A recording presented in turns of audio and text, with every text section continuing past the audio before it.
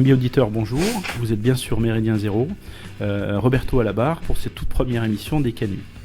Alors les Canuts, nous allons vous expliquer aujourd'hui dans ce qu'ils étaient et pourquoi nous avons choisi d'en faire une référence identitaire. Je tenais tout d'abord à remercier les équipes de Méridien Zéro pour nous avoir ouvert le micro et nous permettre de faire partager notre vision du monde et pourquoi nous avons choisi cette référence au Canut pour l'ancrer dans le temps. Donc je reçois aujourd'hui Pierre Vial pour évoquer le sujet des Canuts. Pierre Vial, bonjour. Bonjour Roberto. Pourquoi nous avons choisi d'évoquer les Canuts ? Eh bien tout simplement parce que pour nous, c'était des ouvriers en soi lyonnais, Pierre, c'est ça ?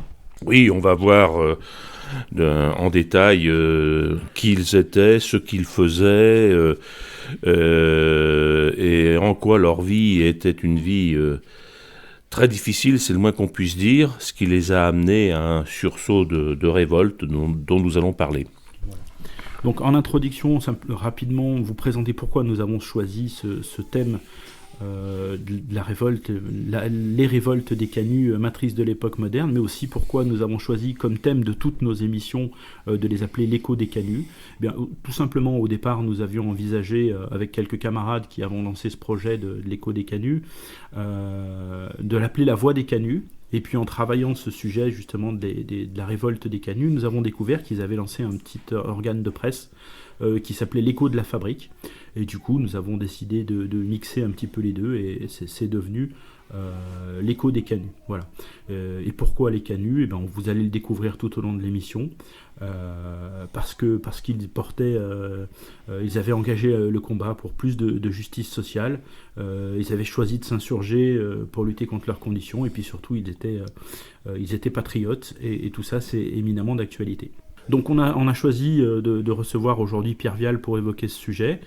L'émission, on va la découvrir un petit peu sous les aspects historiques puis sociaux, le commerce de la soie à Lyon, et enfin envisager les deux révoltes des Canuts, donc la première de novembre 1831 et la seconde d'avril 1834. Et je tiens à dire aux auditeurs qu'on n'est pas là uniquement pour faire une émission d'histoire, mais pour mettre en évidence... puisqu'on a choisi de dire que cette révolte des Canuts était une des matrices de l'époque moderne, et vous verrez dans les éléments de synthèse et de ce qu'on va essayer de mettre en œuvre en évidence pendant cette émission, que pour nous c'est une analyse qui est très pertinente pour comprendre l'actualité. Donc Pierre Vial, on vous connaît en tant que président de Terre et Peuple, mais vous êtes aussi historien, médiéviste. Oui, mon métier, effectivement, a été et reste d'être historien, ce qui m'a amené, évidemment, au cours de ma carrière, à me spécialiser sur l'histoire du Moyen-Âge, puisque un historien, dans le cadre universitaire en tout cas, s'il est amené, comme ça a été mon cas, à enseigner à l'université, doit se spécialiser sur une période, et j'ai choisi le Moyen-Âge. Ce qui ne m'empêche pas, loin de là, de m'intéresser à d'autres périodes, et les Canuts en est une illustration. Je voudrais ajouter, pour faire le lien que vient d'évoquer Roberto entre mon travail à Terre et Peuple et puis ma dimension, disons, professionnelle d'historien, c'est que pour moi, tout cela est très complémentaire, de façon indispensable. Je pense, en disant cela, à ce que disait Dominique Vénère sur le fait que l'histoire est un élément fondamental de notre mémoire identitaire. Notre histoire, c'est notre mémoire. Et c'est dans cette optique, évidemment, que j'ai toujours essayé de travailler, sachant que dans le cadre de la guerre culturelle, car nous menons bel et bien un combat qui s'inscrit dans la guerre culturelle, l'histoire est un pan déterminant. Si on n'a pas conscience d'où l'on vient, on ne peut pas savoir qui on est, et donc on ne peut pas savoir où l'on va. Et donc c'est pour ça que nous avons choisi de parler du contexte historique dans lequel vont se développer les deux révoltes des canuts, pour rappeler un petit peu, allez, lâchons le mot, que la révolution de 1789, ça reste une révolution bourgeoise, et que même si les révoltes interviennent 40 ans plus tard, c'est bien le pouvoir de l'argent qui s'installe en France. Donc Pierre, si tu peux nous parler un petit peu du contexte historique. 1789 n'est pas très loin, il y a beaucoup d'aspirations déçues à la République, et ensuite interviendront les révoltes de 1830, mais entre les deux, qu'est-ce qui se passe ? Oui, c'est vrai qu'il faut savoir remonter un peu dans le temps pour comprendre le pourquoi des révoltes de 1831 et 1834. On évoquait à l'instant le fait que j'ai une double casquette de président de Terre et Peuple et d'historien. Par goût personnel, je me suis toujours intéressé à mes origines. J'ai donc été amené à essayer de faire mon arbre généalogique. C'est un exercice que je recommande à chacun lorsqu'il veut savoir d'où il vient précisément. Et dans le cadre de cette recherche, j'ai découvert par exemple que j'avais des ancêtres canuts, puisque j'ai un document qui est un acte de mariage daté du 4 Brumaire de l'an 5, c'est-à-dire 1797, acte de mariage entre un monsieur qui est présenté comme faiseur de bas de soie et une dame qui est présentée comme ouvrière en soie, domiciliée rue Saint-Georges. Nous verrons que la rue Saint-Georges est au cœur d'un des quartiers où la révolte a brûlé. Et ces gens, j'ai essayé de les identifier un peu précisément, et j'ai vu que ce faiseur de bas de soie était donc un arrière-grand-père de mon grand-père paternel. Donc en remontant les ascendances, on découvre des choses. Et sans vouloir faire trop de déterminisme, je pense quand même que cet ancêtre canut me parle à sa façon de temps en temps. Alors, pour répondre plus précisément à la question, on n'est pas loin de 1789, évidemment. Il faut toujours avoir en tête des repères chronologiques parce que ça permet de situer les choses. Les gens qui ont vécu, les canuts qui ont vécu les révoltes de 1831 et 1834, effectivement, pour beaucoup d'entre eux, pour ne pas dire la plupart, ont connu la période révolutionnaire, en tout cas pour les plus âgés, bien sûr, et la période impériale, nous en reparlerons. Et tout cela n'était pas pour eux un passé lointain, poussiéreux. C'était encore très vivant, et nous allons le constater d'ailleurs dans le fait que les souvenirs de la Révolution et de l'Empire vont animer un certain nombre de ceux qui vont participer aux révoltes des canuts. 1818, occupation coûteuse de la France, est-ce qu'on peut dire que c'est une période qui effectivement va peser sur, ou en tout cas va inciter les soyeux, les marchands lyonnais et ailleurs à se refaire un petit peu la cerise, et du coup va aiguiser leurs appétits? Est-ce qu'on peut dire que ça peut avoir contribué à ça?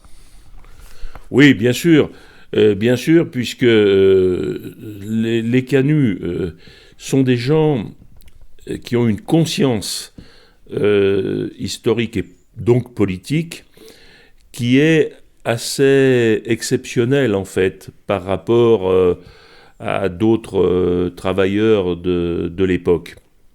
Et ils ont pris conscience très vite qu'il y avait eu une trahison qui avait commencé d'ailleurs dès l'époque révolutionnaire.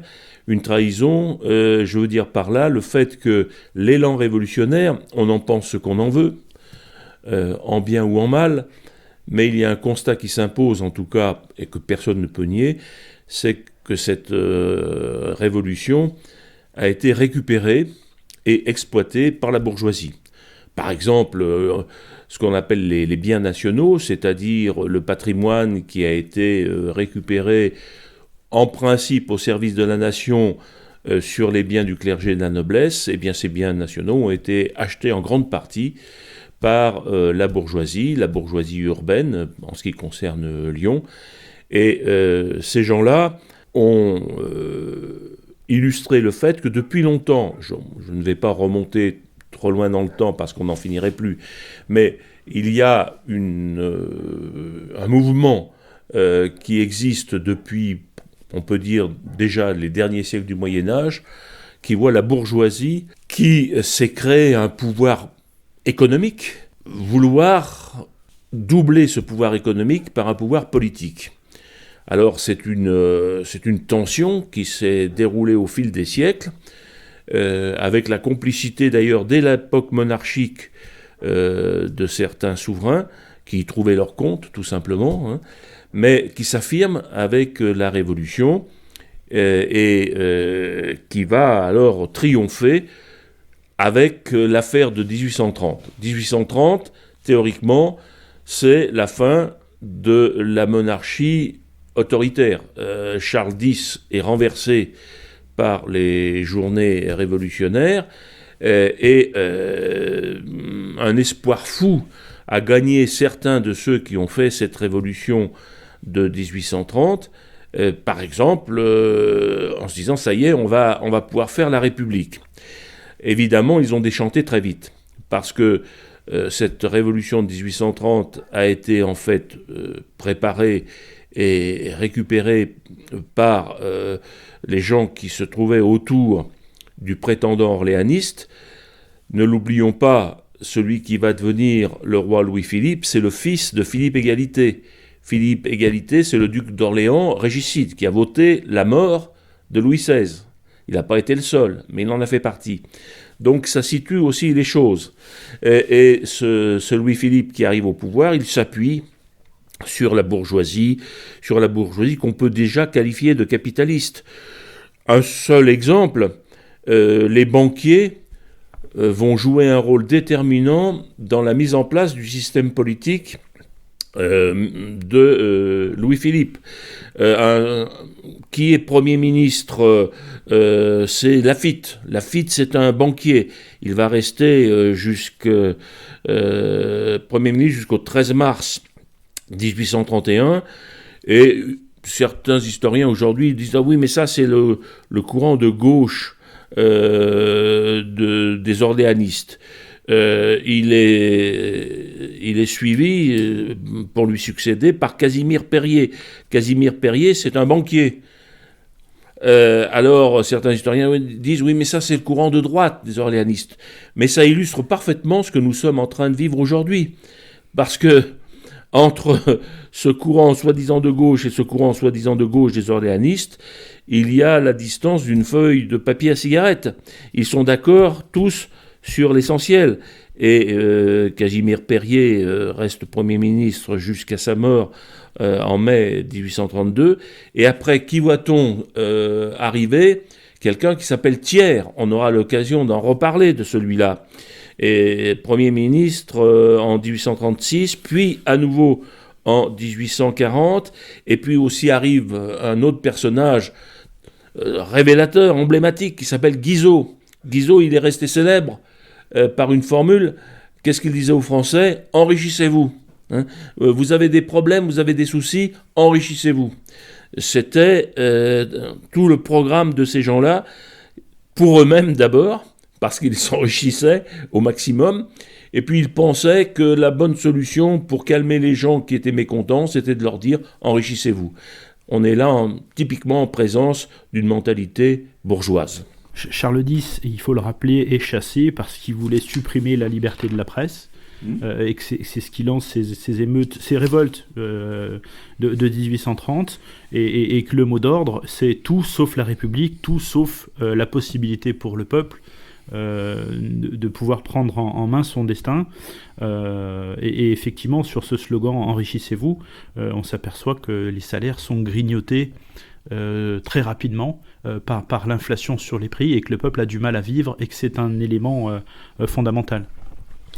Ben oui, parce que la grande espérance, mais il faut dire, hélas, la grande illusion des républicains de cette époque, c'était qu'on allait pouvoir installer une république sociale, dont la première préoccupation serait la justice sociale.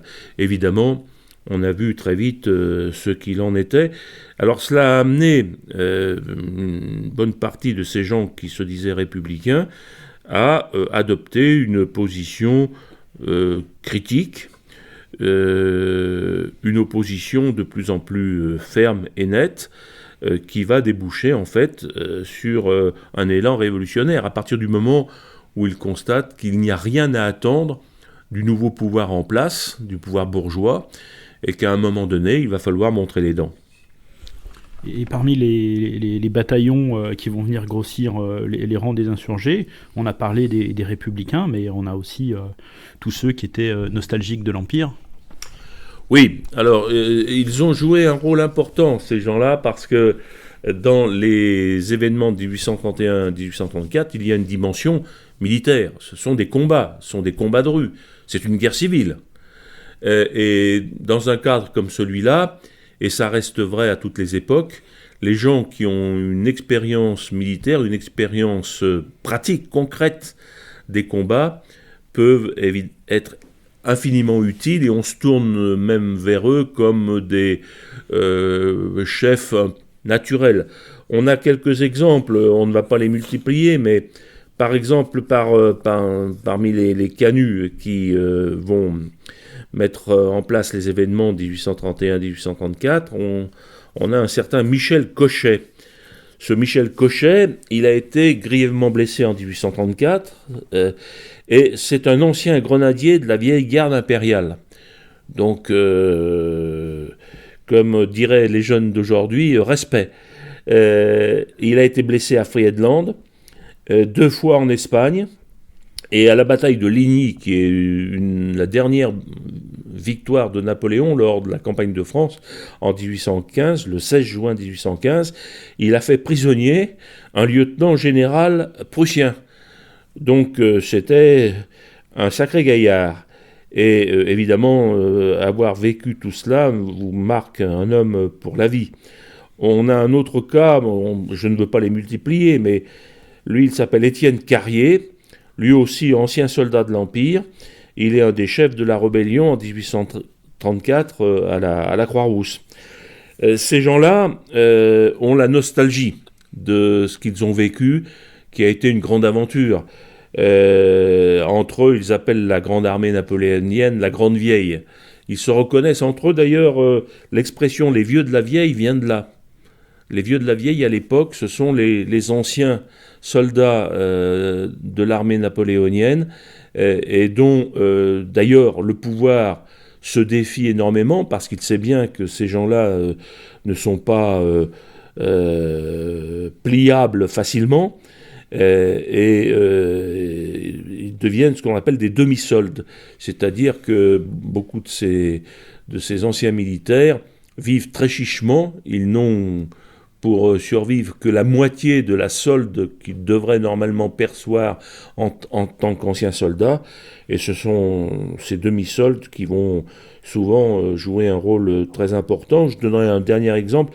J'aurai l'occasion tout à l'heure de citer, je pense, un livre que j'aime beaucoup d'Henri Béraud, qui a été un grand écrivain et journaliste lyonnais, et parmi ses nombreux romans, il a écrit un livre qui s'appelle Les Lurons de Sabolas.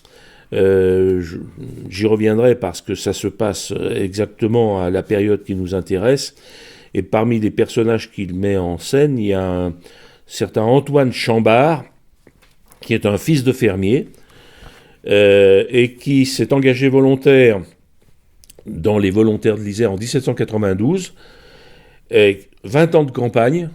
À l'issue de ces 20 ans de campagne, il fait colonel et baron d'Empire par Napoléon, et sur le champ de bataille, il est fait baron d'Empire à Ratisbonne, et c'est lui qui, revenu dans sa patrie dauphinoise, dans ce petit village de Sabolas, qui en fait correspond à l'actuel Satolas. Évidemment, Satolas d'aujourd'hui ne ressemble plus vraiment à ce qu'il était au XIXe siècle, et il achète un château qui était le château des anciens seigneurs du coin, pour montrer que un colonel d'Empire peut prétendre prendre la tête de la petite communauté paysanne qui se trouve dans le village. Et il a autour de lui des anciens de la Grande Armée. Alors, pour montrer à quel point la duplicité était forte et qu'on voulait surtout pas laisser le peuple reprendre la main, et on voulait leur donner l'illusion qu'on prenait soin d'eux, Louis-Philippe Ier se fera appeler le roi citoyen, oui. plutôt que la République, et ça montre aussi que le peuple avait compris, et c'est pour ça qu'il voulait qu'il va se soulever plus tard, que l'ascenseur social n'était plus possible dans le système mis en place par les orléanistes et par tous ceux qui avaient pris le pouvoir en France. Tu disais tout à l'heure, Pierre, que les anciens militaires n'étaient plus que des demi-soldes. Il faut savoir qu'ils ne sont pas les seuls à subir cette réduction de leur traitement, de leur salaire ou de leurs revenus, puisque, à titre d'exemple, les salaires de 1830 sont la moitié de ceux de 1815. Donc ça montre bien qu'il y a une vraie volonté de grignoter ce qui a pu être cédé par ailleurs. Oui, d'ailleurs, tout en jouant une comédie pour essayer de calmer les esprits, une illustration. Louis-Philippe adopte le drapeau tricolore en se disant, avec ça va calmer les fous furieux nostalgiques de la Révolution et de l'Empire. Bon, évidemment, c'est un leurre, car ce n'est pas ce drapeau tricolore qui va pouvoir apporter la justice sociale qu'attendent tous ceux qui, aujourd'hui, seraient appelés des gens plongés dans la précarité. La précarité, elle existe ô combien dans les années 1830. Alors, autre fait marquant qui va signifier la période, pour bien imbriquer tout ce qui doit être imbriqué, les contributions du peuple ont été multipliées par 3 et celles des marchands divisées d'autant. Ça veut dire quoi ? Ça veut dire que globalement, les impôts pour le peuple ont augmenté de manière très très significative et que les marchands, eux, ont vu leurs profits augmenter d'autant. Pour expliquer aussi le climat social qui se met en place dès 1830, le prix du pain est passé de 1 sou à 3 sous, la viande est passée de 5 à 10 sous, le litre de vin est passé de 3 sous à 9 sous le litre, et enfin la viande de 5 à 10 sous. Donc tout ça pour rappeler que y a une vraie inflation du coût de la vie et que les ouvriers ne s'y retrouvent plus. Et là, on va rentrer dans la partie contexte social pour rappeler aussi que ces révolutions bourgeoises, dès 1791, on en parle souvent de cette loi Le Chapelier, interdisait le groupement d'ouvriers en syndicats et surtout interdiction de revendiquer les salaires. Donc ça montrait bien comment tout avait été mis en place pour juguler leurs appétits et pour permettre à ceux qui doivent s'enrichir de s'enrichir. Donc qu'est-ce que c'était que ce contexte social des années 1830, Pierre ? La durée d'une journée de travail, qui travaillait, etc. C'était, le moins qu'on puisse dire, c'était que les conditions étaient très difficiles. Une journée de travail, c'était au minimum 15 heures, souvent plus. Et même le préfet du Rhône, au moment des événements dont nous allons parler, reconnaît, je le cite, « Ces malheureux, en travaillant 18 heures par jour, ne gagnaient pas seulement pour vivre. » Et avec des aspects scandaleux, par exemple le travail des enfants, avec aussi une mortalité très importante, entre autres infantile. La tuberculose faisait des ravages chez les canuts, entre autres parce que les conditions d'hygiène étaient souvent déplorables, sous-alimentation chronique, avec des aspects qui méritent d'être rappelés. Il y a une loi sur le travail des enfants qui est promulguée en 1841, donc quelques années après les événements dont nous allons parler. Je ne vais pas la citer tout entière, on n'en finirait plus, mais simplement l'article 2 de cette loi dit ceci. Les enfants devront, pour être admis au travail, avoir au moins 8 ans. De 8 à 12 ans, ils ne pourront être employés au travail effectif plus de 8 heures sur 24, divisé par un repos. Ah, comme c'est sympathique. La loi ajoute de 12 à 16 ans, ils ne pourront être employés au travail effectif plus de 12 heures sur 24, divisé par des repos. Ce travail ne pourra avoir lieu que de 5 heures du matin à 9 heures du soir. Donc entre 5 heures du matin et 9 heures du soir, les gosses au boulot. Donc on voit là toute l'hypocrisie d'un régime qui prétendait encadrer le travail des enfants par une loi. Une loi, en principe, c'est fait pour protéger les citoyens. On voit de quelle façon les enfants étaient protégés dans ce cadre-là. Là, on voit très bien qu'effectivement, le cadre législatif, il sert à protéger ceux qui font des profits. Et je rappelle aussi que sous Napoléon, la parole du patron fait foi. C'est inscrit dans la loi. Hein. Auparavant, il pouvait y avoir des accords, mais là, en cas de litige, c'est la parole du patron qui fait foi. Donc, rien à voir. Sortez. Alors du coup, les ouvriers vont s'organiser pour pas mourir avant d'entrer en révolte, mais ils vont commencer à s'entraider. Vont naître les premières associations de secours mutuels pour faire face à pas mal de choses. Pierre, si tu peux développer un petit peu. Oui, c'est là que va apparaître une institution tout à fait fondamentale dans l'histoire du mouvement ouvrier, c'est le mutualisme. Alors le mutualisme, le mot dit bien de quoi il s'agit. Il s'agit de mettre en commun un certain nombre de ressources par des cotisations, et les membres qui font partie de la mutuelle peuvent donc compter sur une aide lorsque le besoin s'en fait sentir, lorsque par exemple la maladie, un accident du travail. Inutile de rappeler que nous sommes à une époque où par exemple un accident du travail n'est pas pris en compte d'aucune façon pour aider celui qui en est victime. C'est tant pis pour lui. Le pauvre, il n'a pas eu de chance. Bon. Donc le mutualisme est là pour essayer d'apporter ce que j'appellerais une bouée de sauvetage, en fait, à ces gens qui sont en difficulté. Et le mutualisme est constitué en juin 1828. Donc on voit la proximité au point de vue chronologique par rapport aux événements dont nous allons parler. Et c'est vrai que les mutualistes vont souvent servir de cadre au mouvement revendicatif, tout simplement parce que s'ils ont choisi le mutualisme, c'est aussi parce qu'ils ont une conscience claire des enjeux qui les concernent.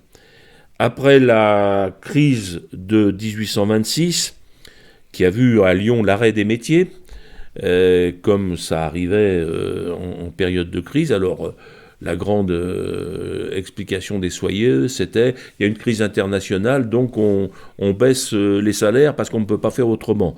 En fait, ça allait beaucoup plus loin, puisque ça pouvait déboucher sur un arrêt temporaire, en tout cas, de l'activité.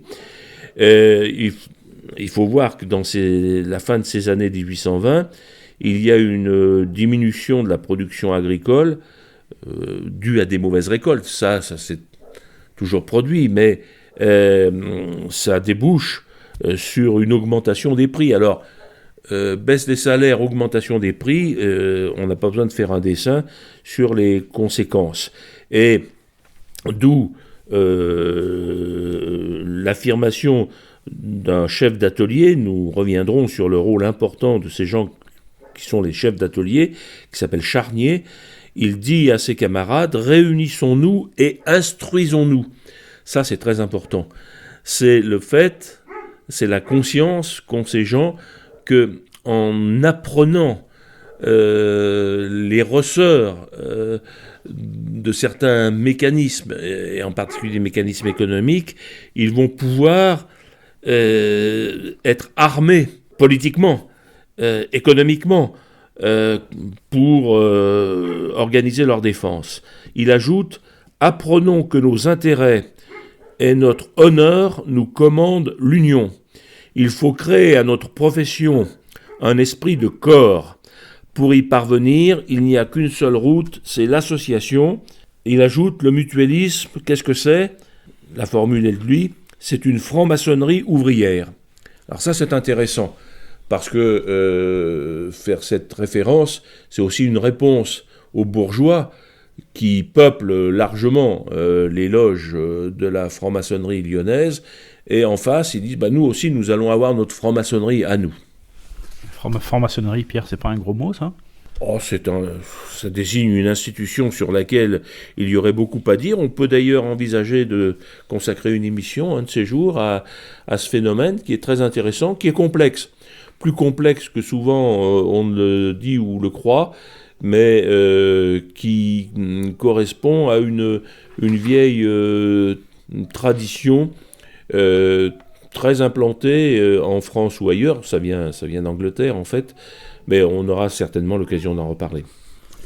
Juste pour évoquer les apports du mutualisme, on sent déjà poindre tous les ressorts qui vont structurer derrière le mouvement syndicaliste révolutionnaire qui est là et qui est sous-jacent. Donc les ouvriers se regroupent pour pas crever de faim. Et ils sont solidaires entre eux parce que parfois il y a un maigre repas et c'est pas de la viande et c'est juste du pain quand on peut se le payer, et parfois pas de repas, y compris pour les enfants. La soupe populaire, c'est quasi quotidien pour nombre d'entre eux. Voilà. Donc ça explique d'ailleurs, si tu permets, certaines traditions culinaires. Qu'on retrouve ensuite dans la cuisine lyonnaise, mais au départ, il y a des habitudes d'alimentation qui sont dictées par la pauvreté. Je prends deux exemples. Le paquet de couenne, qui est quelque chose qui aujourd'hui est considéré comme une espèce de curiosité folklorique, c'était tout simplement un plat qui coûtait très peu cher, et comme on n'avait pas les moyens de manger de la viande, on achetait un paquet de couenne. La cervelle de canut, c'est du fromage blanc. Mais aujourd'hui, les bobos s'extasient sur la cervelle de canut, mais au départ, les canuts mangeaient du fromage blanc parce qu'ils n'avaient pas les moyens de manger autre chose pour accompagner leur quignon de pain. Ces associations vont se multiplier, pour donner quelques chiffres, elles vont être multipliées par 10, elles vont passer de 250 membres à 2400 membres très rapidement, répartis en 11 centrales en 1833, c'est les éléments qu'on a pu trouver. Quelles étaient les valeurs qui réunissaient les gens dans ces associations, enfin dans ce mouvement mutualiste, et est-ce qu'on peut faire un parallèle avec le compagnonnage? Est-ce qu'il y a un lien entre les deux? Est-ce qu'on va y retrouver les mêmes membres?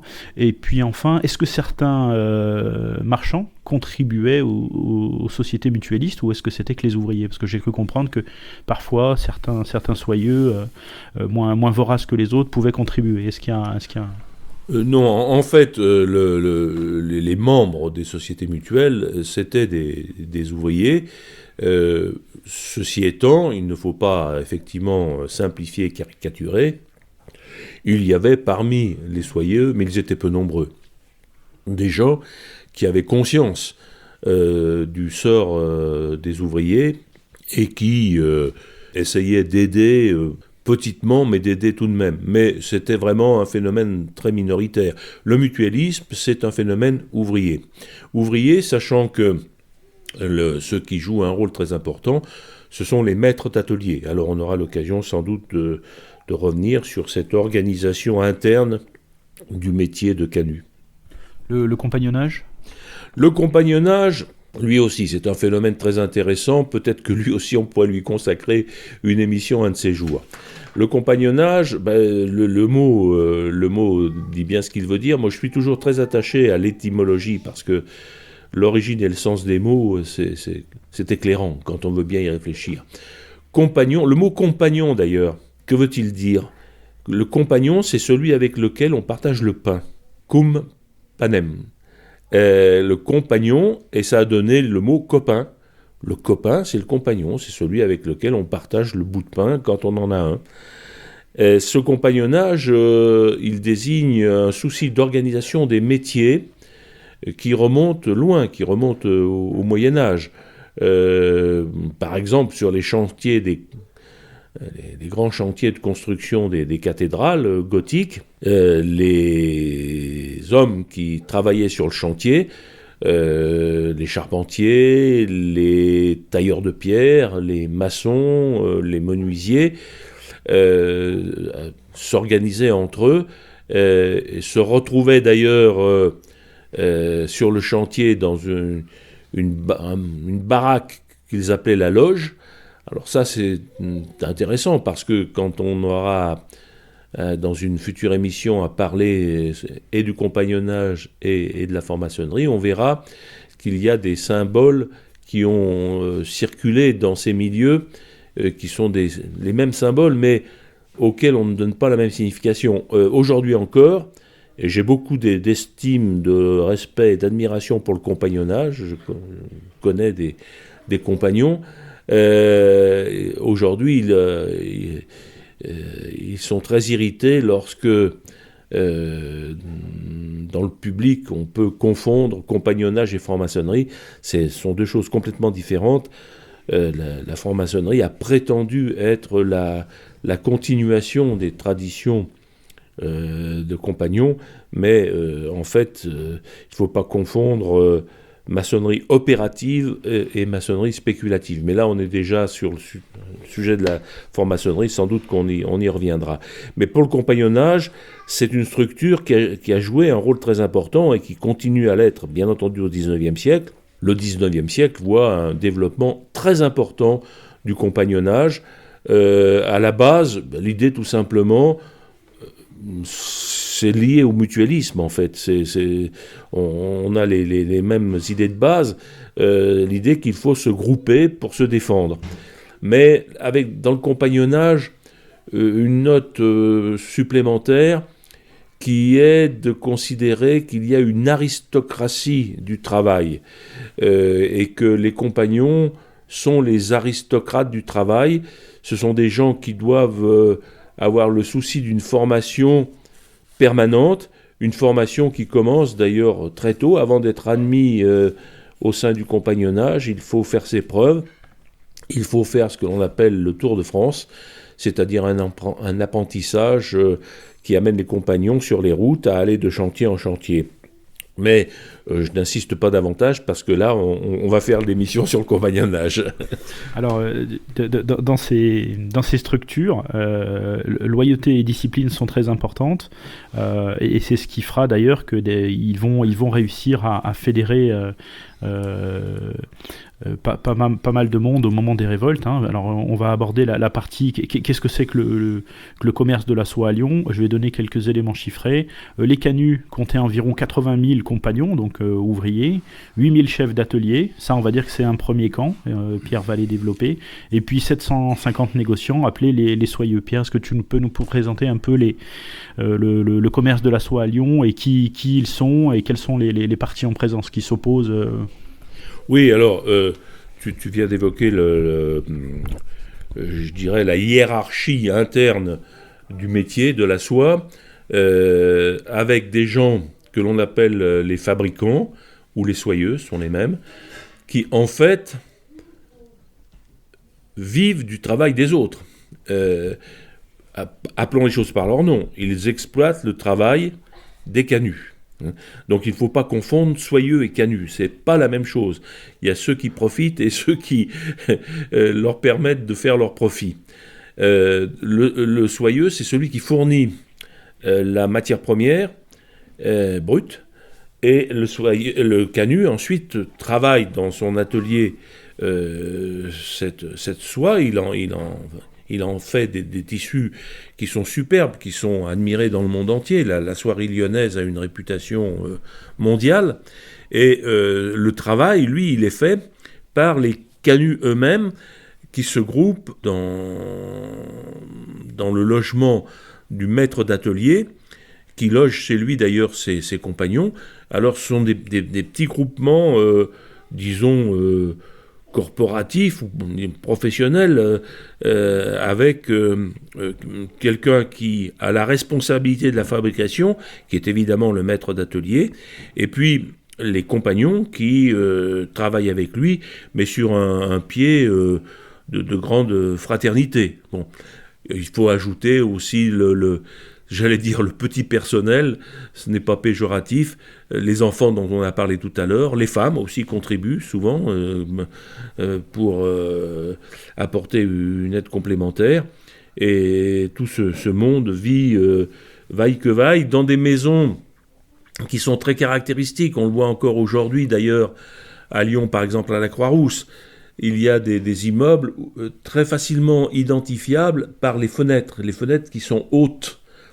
Pourquoi elles sont hautes, ces fenêtres ? Parce que pour installer les métiers à l'intérieur des appartements, il fallait avoir des plafonds suffisamment hauts pour permettre aux métiers à tisser d'être installés. Le problème, c'est que dans ces logements, on l'évoquait tout à l'heure, les conditions sont très difficiles. Inutile de dire qu'en particulier en hiver, il y fait très froid. On est difficilement à l'abri des courants d'air, d'où le problème des maladies dont je parlais tout à l'heure, que subissent en priorité les gosses. Et donc ce sont ces chefs d'atelier qui fournissent la machine, donc qui la payent, qui l'entretiennent et qui doivent aussi fournir le salaire de leurs compagnons. Et donc c'est eux qui subissent quand même l'avance de frais, aussi bien en temps qu'en argent. Et ça complexifie d'autant leur rentrée de revenus, puisque derrière, les soyeux cherchent un peu tous les prétextes pour réduire le prix du travail à façon. Le soyeux, il a tous les avantages et aucun inconvénient. Pour résumer les choses, c'est tout simple. C'est ça, l'exploitation de l'homme par l'homme. Et c'est d'autant plus déterminant que la soie est une activité, on dirait presque aujourd'hui monopolistique, dans une ville comme le Lyon du 19e siècle. À cette époque, Lyon a 134 000 habitants, c'est la seconde ville de France, et il faut y ajouter d'ailleurs, nous en parlerons pour les révoltes, ce qu'on appelle les faubourgs. Les faubourgs, en fait, ça s'inscrit il y a une continuité dans le paysage urbain, mais il y a la ville de Lyon et les faubourgs qui sont les quartiers, on va dire, annexes. La Croix-Rousse elle-même est un faubourg, ne fait pas partie officiellement de la ville de Lyon. La Guillotière aussi, et Vèze. Et ces quartiers, ce sont des communes, donc des villes autonomes, théoriquement, par rapport à Lyon, théoriquement et pratiquement aussi souvent. Mais ça regroupe du monde. À la Guillotière, il y a 20 000 habitants, à la Croix-Rousse, 16 000, et à Vèze, 5 000. Donc on a en fin de compte une agglomération dont environ la moitié de la population vit du tissage de la soie, qui est, rappelons-le quand même, l'industrie la plus importante en France à l'époque. On est dans une période encore, ce qu'on peut appeler pré-industrielle, d'une certaine façon. Mais c'est une vieille tradition à Lyon.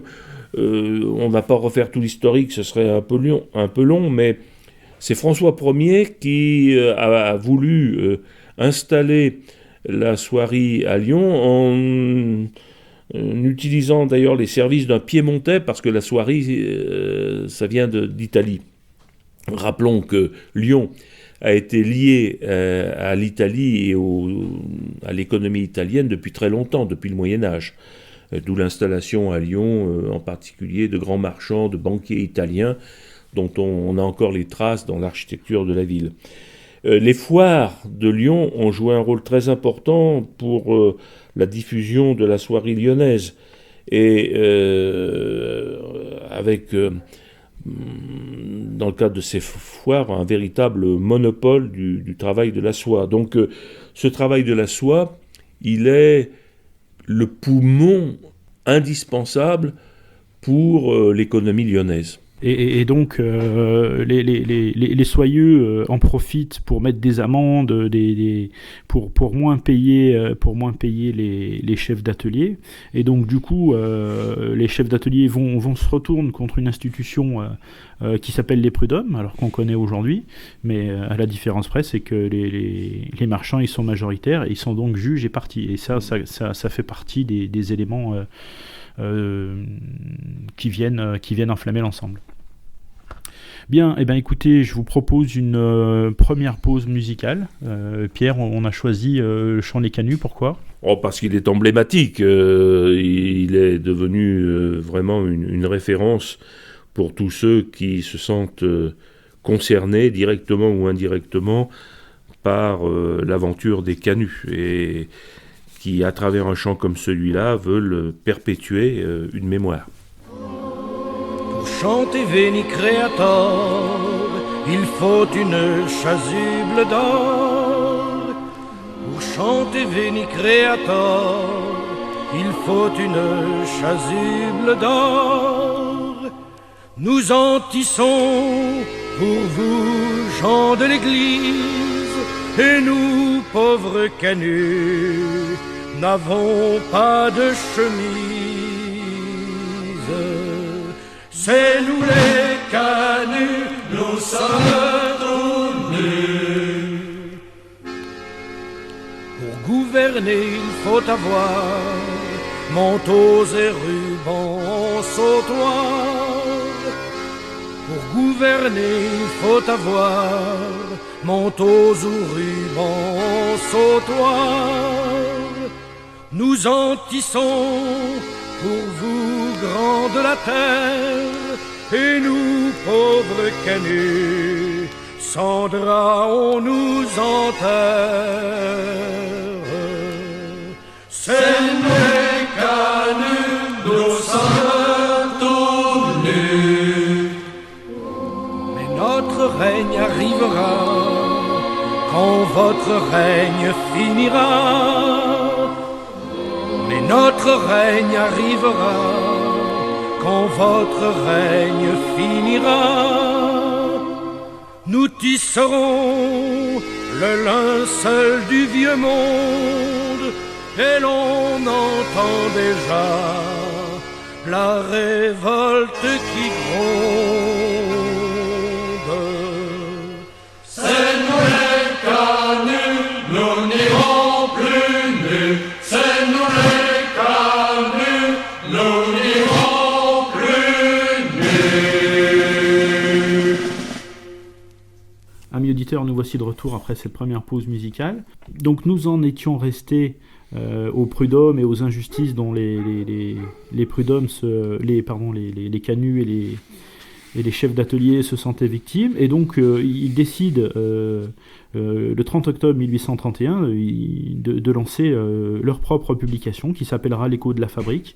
La Fabrique, c'est comme ça qu'est surnommée cette organisation multiple de petits ateliers indépendants, donc l'Écho de la Fabrique.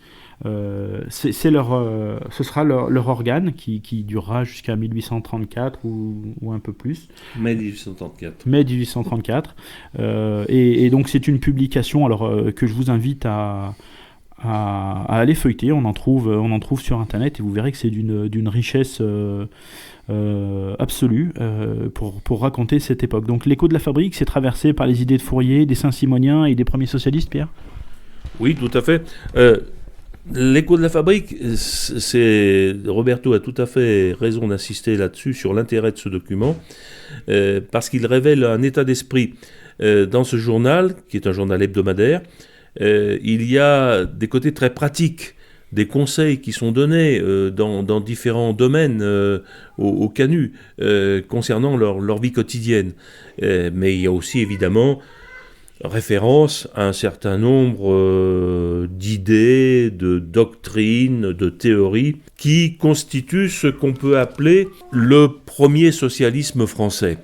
Alors, il faut en dire quelques mots parce que les événements de 1831-1834 sont tout à fait marqués par l'influence de ces idées. Alors, parmi les hommes qui, on peut dire, fondent le socialisme français, il y a Claude-Henri de Rouvray, comte de Saint-Simon.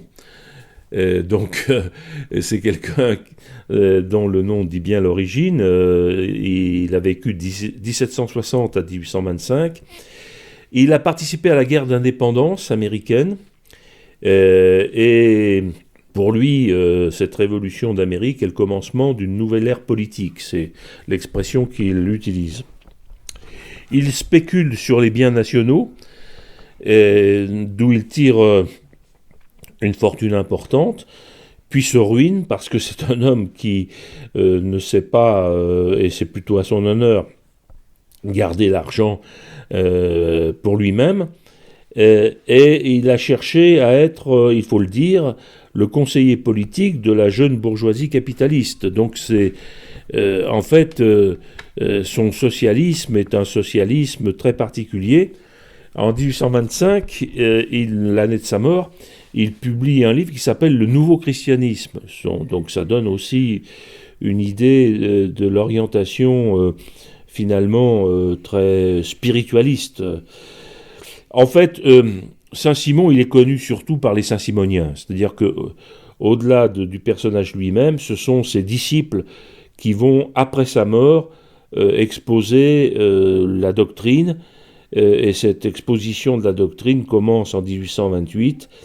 Elle séduit des gens qui ont un très bon niveau, ce sont souvent des polytechniciens, des ingénieurs, et le saint-simonisme, c'est une doctrine de la production, met en avant donc la qualité de producteur pour dire que ceux qui doivent jouer un rôle déterminant dans la vie de la cité, ce sont les producteurs, et il faut pour cela organiser l'économie. Le souci d'organisation, c'est typiquement saint-simonien.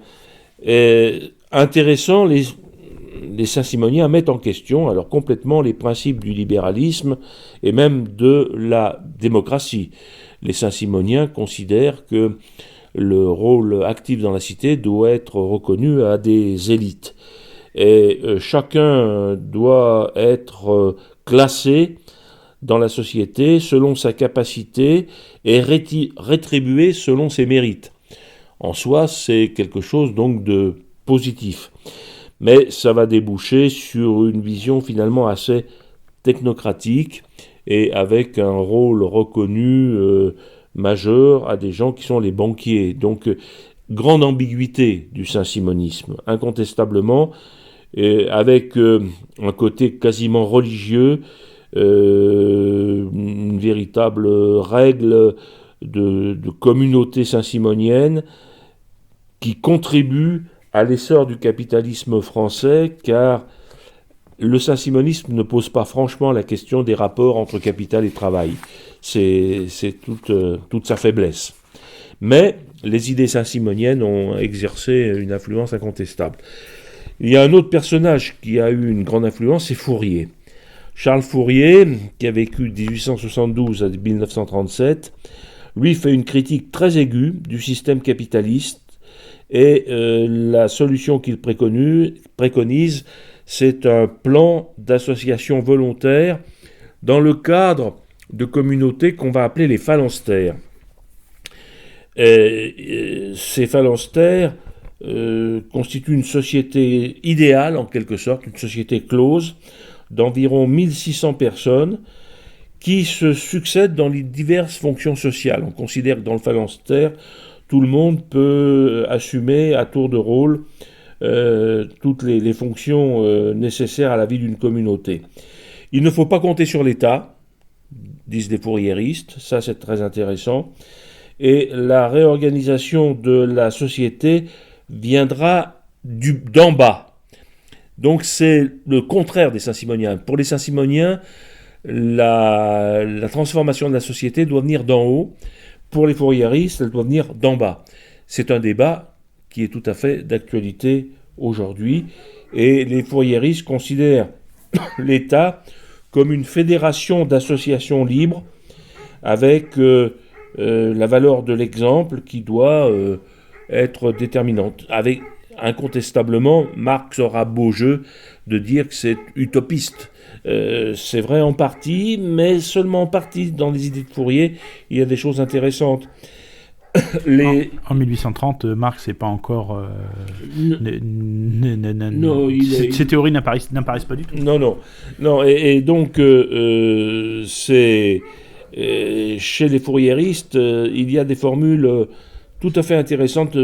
Par exemple, cette phrase: les manufactures progressent en raison de l'appauvrissement de l'ouvrier.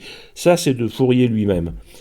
Il faut donc disséminer les fabriques dans les campagnes, dit-il, pour que les ouvriers puissent consacrer une partie de leur temps aux travaux des champs. Et Fourier a vécu un certain temps à Lyon.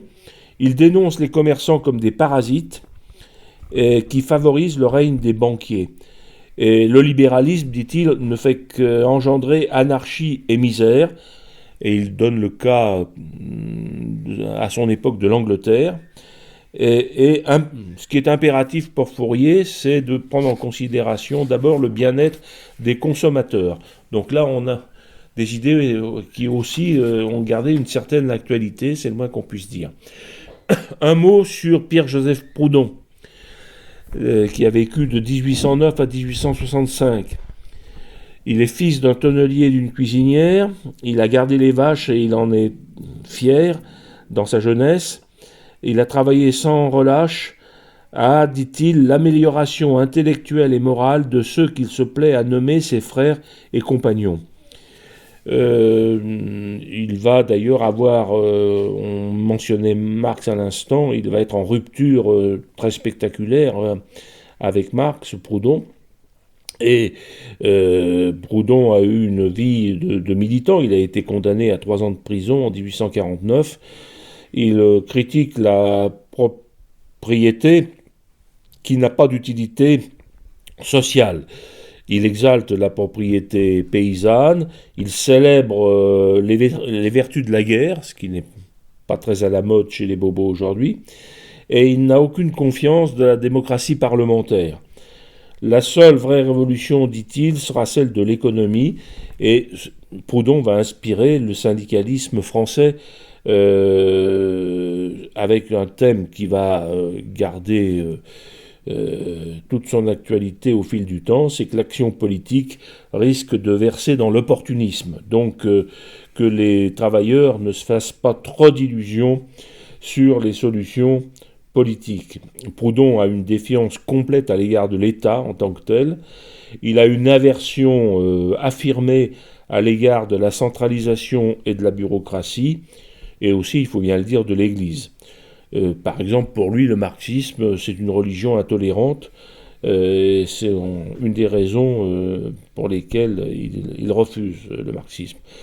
Et il met en avant la solidarité. La doctrine proudhonienne est d'abord et avant tout une doctrine de la solidarité qui débouche en politique sur le fédéralisme, sur le mutualisme, sur le plan social. Il associe en permanence justice et révolution. Il ajoute, faut-il résoudre les contradictions de la société ? Non, il faut les assumer. Et c'est là aussi qu'il s'écarte complètement du message marxiste. Le dernier personnage qu'il faut mentionner, qui a eu une influence à l'époque, encore que son influence sera surtout grande un peu plus tard, c'est Blanqui. Blanqui a vécu de 1805 à 1881. Il a eu cette formule que j'aime bien: le devoir d'un révolutionnaire, c'est la lutte toujours, la lutte quand même, la lutte jusqu'à extinction. Il ne serait pas en odeur de sainteté aujourd'hui, Blanqui, puisqu'il déclare que les Juifs incarnent l'usure et la rapacité. Évidemment, aujourd'hui, il aurait quelques soucis judiciaires. Et il ajoute que la révolution doit être républicaine parce qu'elle doit réaliser, je le cite, l'avènement d'un nouvel ordre destiné à libérer les travailleurs de la tyrannie du capital. Dans un journal qui s'appelle Le Libérateur, il écrit en 1834 un article, donc il est en phase là avec les événements dont nous parlons. Il écrit « Qui fait la soupe doit la manger ». Ça, c'est du blanquisme, ça, c'est très, très concret, très direct comme style. Il ajoute « Le devoir du travailleur lyonnais, l'homme-machine, c'est de pleurer la faim en créant jour et nuit pour les plaisirs du riche des tissus d'or, de soie et de larmes. » Et je suis très fier d'avoir un grand-père maternel qui a eu lui-même un grand-père, du côté de son père, qui était le chef des blanquistes à Lyon. Il a installé le drapeau rouge sur l'hôtel de ville de Lyon en 1871. Ça fait partie de mon héritage. Bien, donc on s'aperçoit qu'effectivement toutes ces choses se sont mises en place et que les prémices de la première révolte sont là, le feu couvre sous les cendres, et puis il faut le rappeler, hein, le prix du pain est souvent proche du salaire journalier, donc on a juste de quoi se payer une miche de pain, et encore ça suffit pas. Et derrière on a le préfet Mollard qui va décider de jouer un rôle qui est peut-être contraire à la doctrine d'État, on verra plus tard, hein, mais le préfet Mollard, lui, il veut rétablir une justice sociale parce qu'il voit des choses dans sa ville, il voit le peuple mourir de faim et il voit la cupidité des soyeux. Donc il décide de lancer, je pense un petit peu quand même à la demande des canuts, une négociation pour obtenir un tarif. Qu'est-ce que c'est que le tarif, Pierre ? Le tarif, c'est tout simplement la garantie d'un prix minimum qui sera payé aux canuts. Parce que le problème pour les canuts, c'est qu'ils souffrent d'un arbitraire complet de la part des soyeux. Les soyeux payent ce qu'ils veulent payer. En face, les canuts disent non, nous on veut une règle du jeu. Le tarif, c'est ça. On définit une règle du jeu et un salaire minimum qui nous est garanti pour notre travail. C'est ça le tarif. Et donc tout l'enjeu de cette première révolte de novembre 1831, elle va tourner autour de l'établissement de ce tarif. On va y revenir, mais simplement, je vous donnais un petit peu les arguments de chacun. Hein. Le patronat, lui, quand il entend parler de tarif, il reproche aux canuts et au peuple de trop dépenser, de vouloir des loisirs, d'aller au café au lieu d'épargner, et au lieu de travailler plus pour mieux prévoir l'avenir. Hein, il suggère aux ouvriers de devoir régler leurs dépenses sur leurs recettes, alors qu'ils arrivent à peine à vivre, hein, mais c'est pour montrer à quel point ils sont odieux. Et surtout, il reproche au préfet d'intervenir dans les libres discussions du commerce, parce que toute la monarchie de Juillet, le mot d'ordre, c'est faisons prospérer les affaires et la finance. Voilà, donc les ouvriers, eux, ils veulent un tarif pour couvrir leurs dépenses et leur permettre de manger à leur faim. Et surtout, ils reprochent aux marchands leur avidité. Et ils vont même jusqu'à dire, avant, les marchands faisaient fortune en 20 ans. Désormais, ils font fortune en 10 ans et parfois encore moins encore. Et c'est ce qui fait que ça va mettre le feu aux poudres. Voilà. Tout petit élément, savoir que certains marchands réclament un tarif pour mettre fin à la concurrence locale, la plus féroce, déloyale, et bien plus que l'étrangère. Voilà. Donc c'est sur ce fond-là que se décident pas mal de choses. Aujourd'hui, on pourrait dire que le tarif, ce serait l'équivalent d'un salaire conventionnel, égal entre tous. Pierre ? Oui, tout à fait, absolument. C'est une idée finalement d'avant-garde à l'époque, le tarif. Oser prétendre de la part de travailleurs qu'ils ont droit à être payés correctement. Ils ne demandent pas le Pérou, ces canuts. Ils demandent simplement à ce que leur travail soit reconnu à un prix équitable. C'est quelque chose qui reste, hélas, complètement d'actualité. Et tellement d'actualité que Madame El Khomri, sous l'influence de l'Union européenne, de M. Macron et de M. Hollande, ont décidé justement de pouvoir remettre en cause la notion de convention collective et donc de moins payer que ce que dit une convention collective. Donc on s'aperçoit que ceux qui voudraient nous faire croire que le sujet n'est pas d'actualité, bien au contraire, nous on estime qu'il est totalement d'actualité parce que, il faut le rappeler, c'est ce tarif, ces salaires conventionnels, il y a même certains patrons qui le réclamaient parce que d'autres étaient tellement gourmands qu'ils finissaient par moins payer leurs ouvriers et ça met en place la situation qui conduira à la première émeute. Donc le rôle du préfet Mollard, Pierre ? C'était un brave homme qui a essayé de trouver une solution, car il sentait venir les difficultés, le mot est faible. Il avait bien conscience, il était en prise avec l'état d'esprit de la population. Il était renseigné d'ailleurs, parce que ça fait aussi partie du métier de préfet que d'avoir des renseignements nécessaires pour savoir un peu comment les choses se passent. Mais il en tirait la conclusion qu'on ne pouvait pas laisser aller sans rien faire. Et lui reconnaissait que les canuts avaient la justice de leur côté. Évidemment, c'est un aspect qui était complètement scandaleux pour la plupart des soyeux. Une justice morale, parce qu'on verra que la justice légale mise en place par les marchands et le pouvoir à leurs mains dira toute autre chose. Donc le préfet du Mollard, il décide de réunir donc des délégations, des délégations ouvrières qui représentent chaque quartier, et une délégation patronale pour essayer de trouver un accord sur ces tarifs, parce qu'ils estiment que quand on joue sur les tarifs, on spécule sur la misère ouvrière en tirant le salaire par le bas. Donc il y a une première réunion à la préfecture, c'est ça, sur laquelle écoutez, les deux délégations tombent d'accord pour appliquer un tarif, et là on assiste à une vraie liesse populaire dans les rues de Lyon. Oui, les canuts, mais hélas, c'est quelque chose qui est classique, s'imaginent qu'ils ont gagné, que la concession obtenue, parce que pour les soyeux, c'est vraiment des concessions, et des concessions suffisamment scandaleuses pour, nous allons le voir, qui fassent machine arrière très vite, mais les canuts, les pauvres se disent, ça y est, c'est bon, on a obtenu ce qu'on voulait, maintenant tout va rentrer dans l'ordre, on va se remettre à travailler, enfin on sera payé convenablement, on pourra vivre de façon plus décente, tout va bien. Évidemment, ils vont tomber de haut. Le sous-jacent historique, là, c'est une meilleure répartition de la richesse.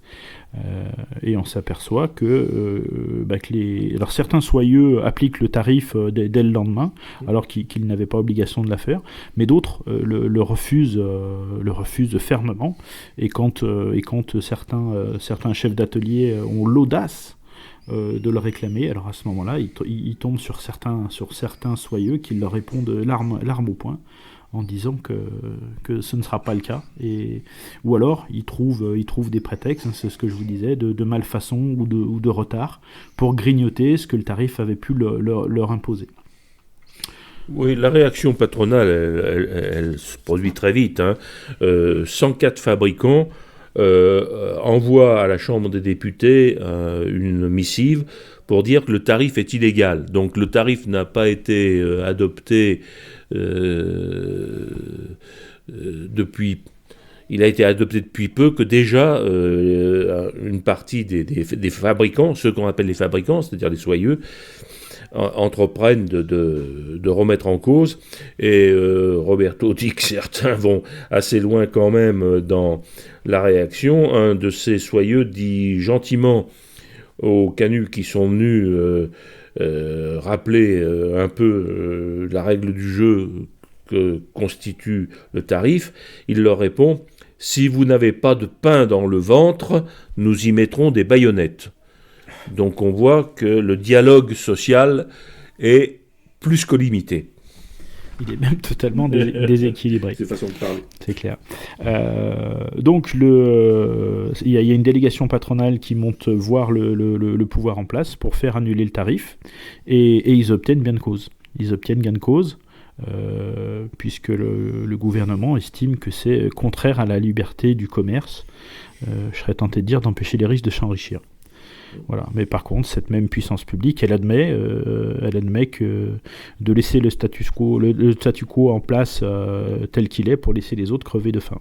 Voilà. Donc, se met en place le scénario de la révolte, puisque le tarif étant jugé comme illégal et n'ayant pas force exécutoire, les patrons vont pas le mettre en place. Ils vont décider de pas le mettre en place, et là on arrive alors à un lockout patronal qui décide de fermer les usines. De fermer les ateliers. Oui, avec une reprise en main du préfet par le pouvoir central, parce que ce préfet, il a été trop compréhensif, ça va plus du tout. Et le préfet, donc, se voit sommé par l'autorité dont il dépend, c'est-à-dire le gouvernement, de montrer que tout ça ne va pas pouvoir continuer comme il l'avait sans doute envisagé. Le 17 novembre, le préfet envoie une lettre au Conseil des prud'hommes, dont on parlait tout à l'heure, avec une formule que je trouve assez extraordinaire. Il écrit « Le tarif n'était qu'un engagement d'honneur. » N'était qu'un engagement d'honneur. Autrement dit, l'honneur, on s'assoit dessus. C'est quand même révélateur d'une mentalité. Une mentalité bourgeoise, pour appeler les choses par leur nom. Donc les soyeux décident de fermer le robinet, d'arrêter de passer des commandes, et refusent de donner de l'ouvrage. Et donc on arrive à la grève du 20 novembre, avec la volonté manifeste du côté des soyeux d'en venir à un rapport de force, parce qu'ils ont compris qu'ils avaient face à eux des gens qui se sont organisés, qui se sont fédérés, le mot il est important, sous la prétention d'obtenir un tarif. Et là ils veulent casser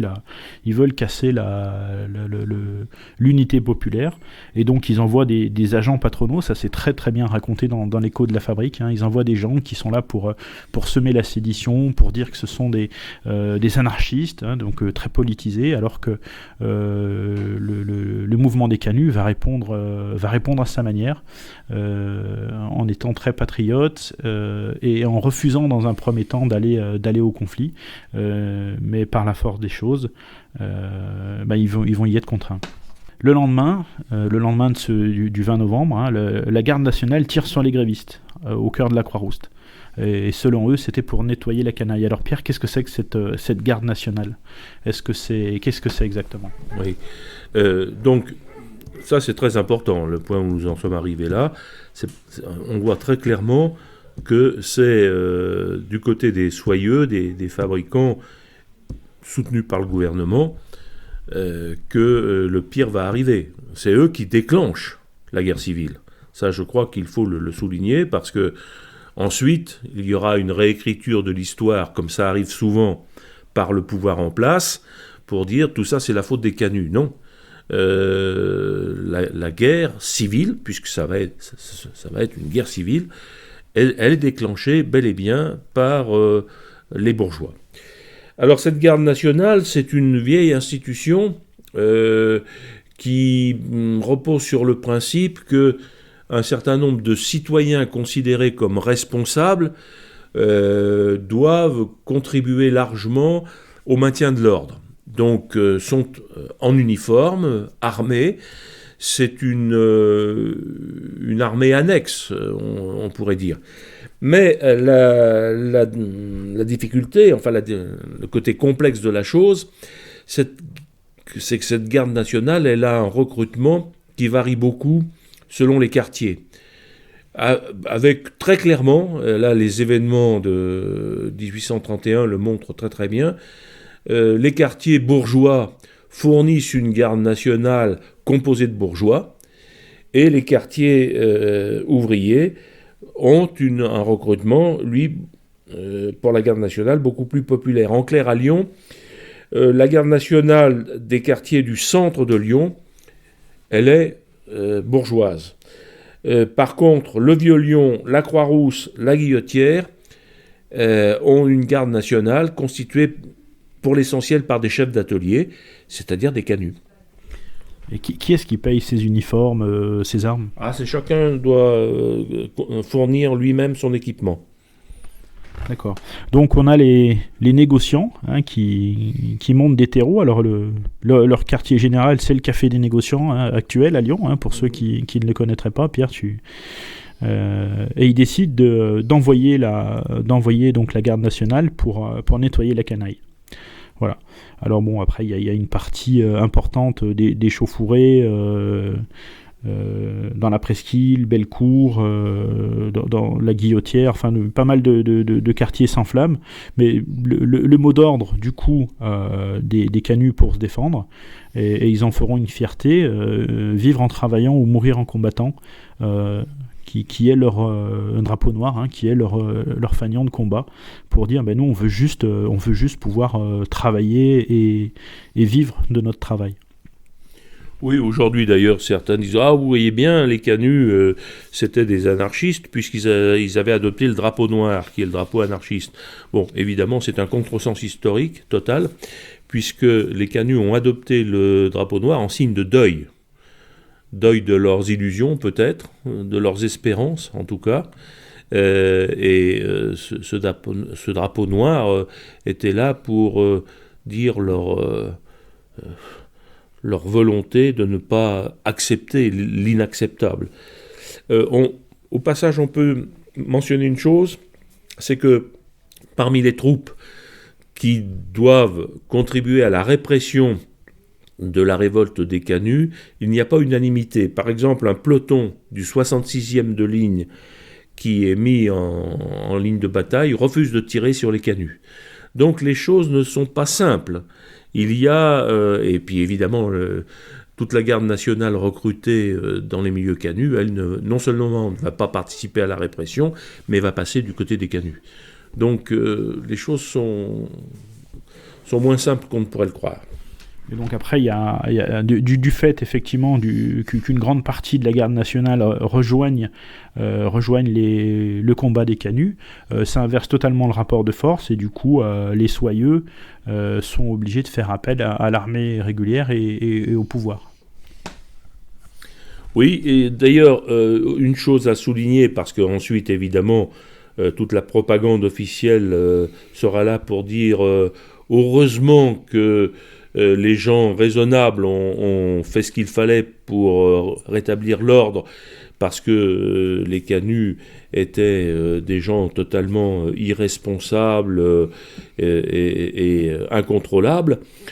C'est totalement faux. Quelque chose le montre très bien, c'est que une des premières préoccupations des canuts, une fois qu'ils ont pris le contrôle de la ville, puisqu'ils prennent le contrôle de la ville dans un premier temps, c'est de maintenir l'ordre. Les prisonniers pour dette qui sont dans les prisons sont libérés, mais les prisonniers de droit commun doivent rester en prison. Et ça va même plus loin. Il y a des voleurs qui sont pris sur le fait, qui profitent de la situation pour piller. Ils sont fusillés sur place. Donc les canuts veulent montrer qu'ils n'entendent pas accepter le désordre d'aucune façon, et ce qu'ils mettent en avant, et là c'est là qu'on retrouve sans doute l'influence de quelqu'un comme Proudhon, ce sont des aspirations communalistes et fédéralistes. Une phrase révélatrice: les besoins du peuple provincial seront enfin entendus. Nous voulons faire une révolution pour nous.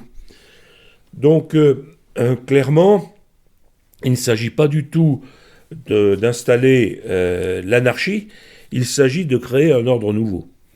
Et surtout, je crois que les canuts ont très bien compris que si jamais c'était l'anarchie qui s'installait, le pouvoir en place, le maréchal Soult n'aurait eu qu'une simple légitimité à écraser la révolte de manière très très violente. Or là, on en sort différemment. Le préfet promet la révision du tarif des façons, et alors on assiste à un retour à la normale. Le duc d'Orléans reprend la ville, sans résistance de la part des émeutiers. Et là, la garde nationale, elle est dissoute.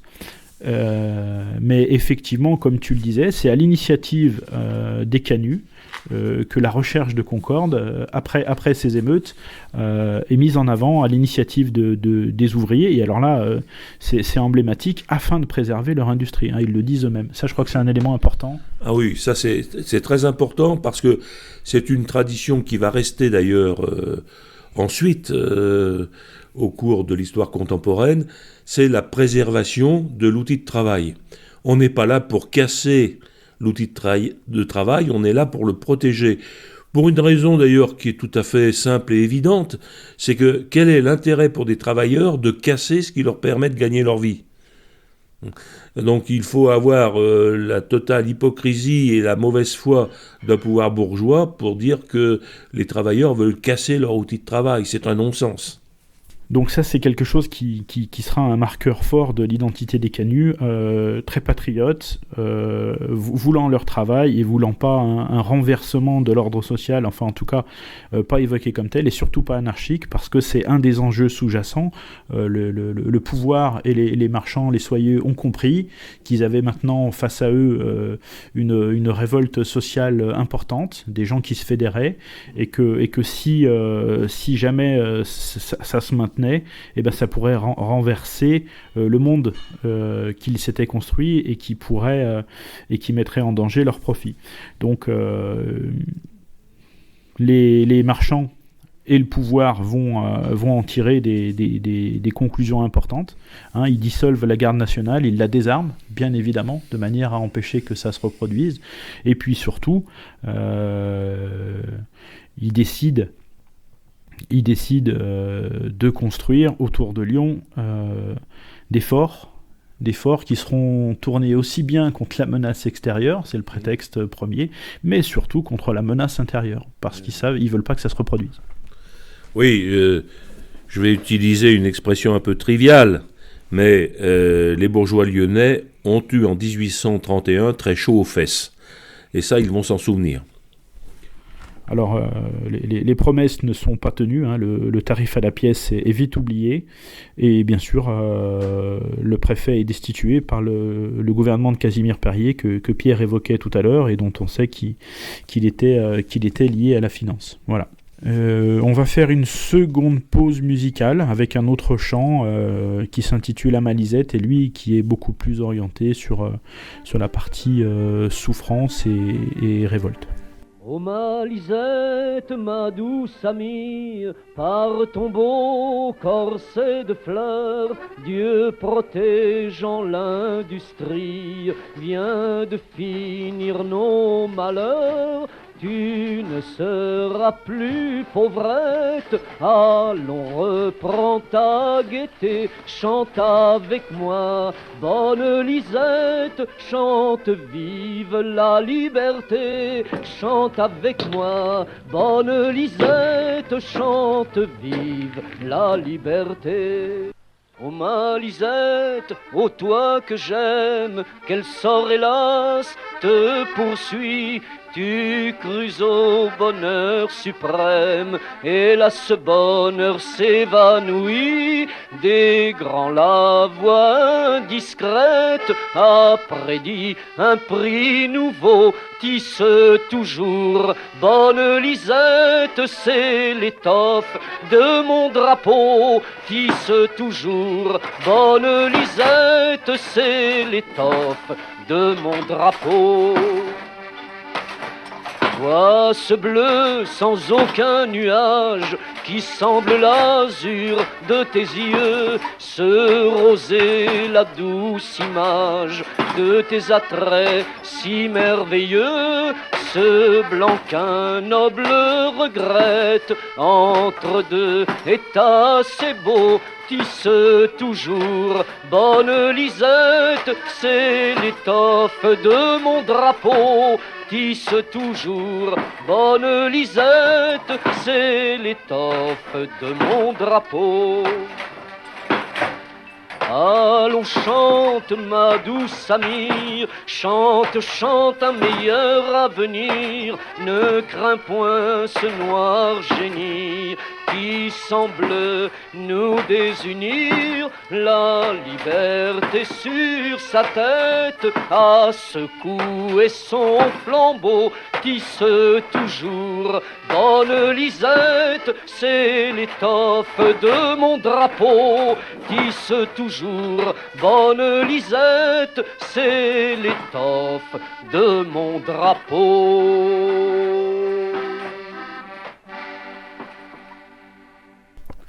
Amis auditeurs, nous voici de retour pour cette dernière partie. Donc la révolte de 31 se termine finalement par un échec, hein, puisque le tarif, malgré tout ce qui est né, hein, donc il y a quand même des choses qui se sont mises en place et qui vont permettre de... allez, on va dire ça, mais de créer une conscience de justice sociale, pour pas dire une conscience de classe, parce qu'on n'en est pas encore là. Marx n'existe pas, on est vraiment sur quelque chose d'une prise de conscience de la condition du peuple et de vouloir s'en extraire. Donc on arrive en avril 1834, et là finalement les mêmes ingrédients conduisent aux mêmes événements. Moi j'aurais voulu qu'on insiste un peu sur le rôle de l'Église, sur le rôle pédagogique de l'Église, hein. J'ai trouvé des phrases qui étaient récitées un petit peu comme des chapelets. 18h tu travailleras même les nuits, dimanche et fête aussi, tous les métiers tu monteras sans demander de défraiement, prix à la façon tu accepteras verbalement, le verbalement il est important, argent tu ne demanderas qu'au jour fixé par règlement. Et là on a bien un règlement écrit. Donc c'est pour montrer que l'Église elle participe à ce rôle de conditionnement du peuple à sa condition de bête de somme. Oui, comme d'habitude, l'Église est du côté du manche. Ça, c'est une vieille habitude. Donc les canuts, ils se sont instruits, hein, pendant cette période de 3 ans. Ils ont continué à souffrir, mais les mêmes causes produisant les mêmes effets, ils finissent en février de se mettre à nouveau en grève, et ce sera l'équivalent de la première grève générale moderne du monde ouvrier. N'oublions pas que la première émeute, c'est le patronat qui la déclenche en fermant les usines. Là, c'est les chefs d'atelier qui font voter l'interdit. L'interdit, qu'est-ce que c'est, Pierre ? Tout simplement le fait qu'on ne travaille plus et que tout le monde doit s'aligner sur cette position, tout simplement dans un souci d'efficacité. Il faut que les travailleurs montrent leur unité, parce que c'est seulement ainsi qu'ils pourront peser, comme ils le souhaitent, sur les décisions patronales. Donc on ne fait pas une grève à moitié. Et ça marchera, puisque finalement, 10 jours plus tard, les fabricants acceptent les revendications des canuts, et le travail reprend. Mais le pouvoir ne veut pas en rester là, et il décide de faire juger les meneurs, et c'est là que naît la volonté des canuts de défendre leurs camarades. Alors il y a un conseil exécutif d'une institution qui s'appelle le devoir mutuel. Je ne sais pas si tu veux en parler un peu, Pierre. Oui, on retrouve là un vocabulaire qui est lié à ce qu'on disait tout à l'heure concernant le compagnonnage. Ce devoir mutuel, il associe dans les mots la notion de devoir. Le devoir, c'est l'association compagnonique traditionnelle. Et puis mutuel, c'est le mutualisme qui se met en place. Donc on voit bien la rencontre là entre deux constantes, deux nécessités, celle du compagnonnage et celle du mutualisme, mais qui sont complètement complémentaires. Et donc ce conseil exécutif du devoir mutuel, qui est celui qui avait déclenché le mot d'ordre de l'interdit, donc de la grève, il décide d'approuver une grève générale, une nouvelle, le jour du procès des 13, donc les 13 qui seront jugés par le pouvoir, et surtout il est décidé de riposter en cas d'attaque par l'armée, parce qu'ils se souviennent de ce qui s'est passé la dernière fois, et ça ne loupe pas, puisque dès le début des plaidoiries, l'armée fait tirer sur la foule, sur les civils, et c'est alors que démarre la deuxième insurrection, puisque le peuple crie dans les rues: aux armes citoyens, on égorge nos frères. Et là ça enflamme à nouveau tout Lyon. Oui, ce qui est révélateur, c'est que les gens qui passent en procès, qui ont été arrêtés et maintenant que l'on prétend juger, quelle est l'accusation portée contre eux? C'est, je cite, coalition et grève générale. Voilà la raison de leur arrestation et de leur jugement. Ils sont accusés d'actes de coalition et de grève générale, comme si c'était un crime. Et donc les Lyonnais reprennent la ville, et ils sont très très très bien organisés. Et c'est alors qu'apparaît un nouveau personnage, Adolphe Thiers, qui face effectivement aux barricades et qui empêche la coordination militaire. Il décide de faire retirer les troupes du centre-ville. Et il prend la décision de faire encercler la ville et de la reprendre quartier par quartier. Alors du coup ça fait naître quelque chose sur l'urbanisme qu'on connaîtra, dont on reparlera dans une prochaine émission sur la Commune de Paris. Quel changement ça induit, Pierre? C'est très, très déterminant, parce que la base de la technique de combat des insurgés, des canuts lyonnais, c'est une technique qui vient d'ailleurs de la Révolution française, c'est la technique des barricades. Donc on dépave les rues, on ajoute au pavé tout ce qu'on peut trouver, meubles, etc. Et on dresse des barricades. Mais une barricade n'est efficace qu'en fonction évidemment de la topographie. Une barricade est efficace dans des ruelles qui sont peu larges, qui sont sinueuses. Ce qui oblige ceux qui veulent réduire les barricades à un combat difficile et dangereux. Donc la conclusion qu'en tirera le pouvoir, qui va se traduire ensuite avec ce qu'on appelle le Paris haussmannien, mais qui sera imité dans une ville comme Lyon, c'est qu'il faut supprimer des quartiers où les ruelles permettent justement la technique de la barricade. Il faut ouvrir de grandes artères, droites, larges, pour à la fois des charges de cavalerie et surtout du tir d'artillerie. Que les canons puissent prendre en enfilade sur toute la distance qu'il faudra, tout obstacle qui pourrait se dresser, c'est-à-dire les barricades. Donc l'opération malheureusement se termine de la même manière que la précédente, c'est-à-dire que l'État met en œuvre tous ses moyens et il fait arrêter et juger un très grand nombre de personnes, soit de la prison, soit de la déportation. J'ai cru comprendre qu'on les a emmenés jusqu'au Mont-Saint-Michel. Pour certains d'entre eux, oui. C'est la prison politique de l'époque. Blanqui, dont on parlait tout à l'heure, il a séjourné longuement. Et une prison dont certains prisonniers ne ressortaient pas vivants, parce que les conditions étaient telles qu'il fallait avoir une grande résistance pour tenir le coup. Mais ce qu'on peut préciser peut-être, c'est que les combats ont été acharnés en 1834, plus qu'en 1831. 1834, d'ailleurs, a reçu le nom, les événements de 1834 ont reçu le surnom de la sanglante semaine. Ça dit bien ce que ça veut dire. Et on pourrait citer à ce sujet un passage du livre que j'ai évoqué tout à l'heure, Les Lurons de Sabolas de Henri Béraud, où il décrit ces combats de 1834. Je voudrais en citer quelques lignes. Ils se sont battus 3 jours. 3 jours d'impitoyables tueries, durant lesquels, pas à pas, pêle-mêle, la révolte a reculé. Après la guerre des rues, la guerre des toits, puis la guerre des cul-de-sac, puis la guerre des cours, le désespoir, les dernières balles, l'heure où l'homme ne peut plus qu'offrir sa poitrine en maudissant les bourreaux. Dès l'aube du samedi, cela devint atroce.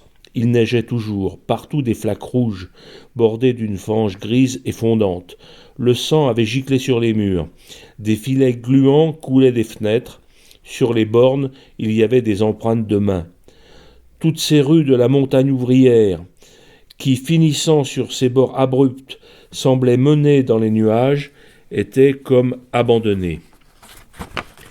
Mais le plomb y pleuvait. À travers le chaotique lacis des ruelles, c'est ce qu'on évoquait à l'instant, à travers le chaotique lacis des ruelles, les soldats ne pouvaient rouler leurs canons.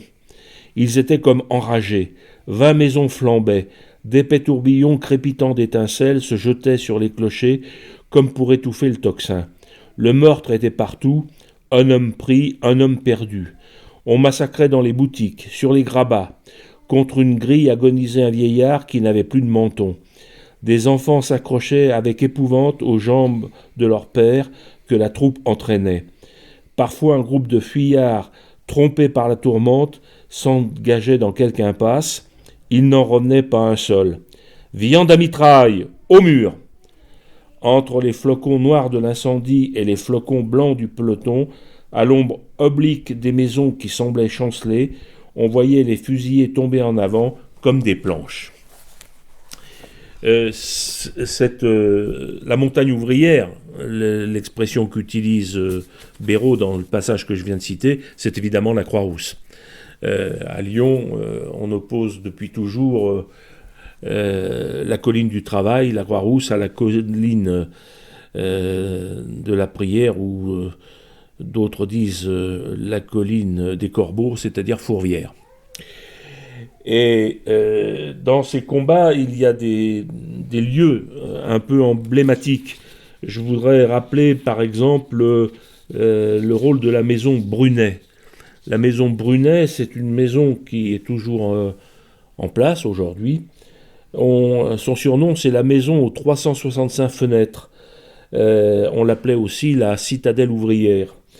Cet immeuble avait été construit entre 1810 et 1825, avec des caractéristiques assez curieuses d'ailleurs, qui correspondent bien au goût d'un certain symbolisme de la part de certains architectes.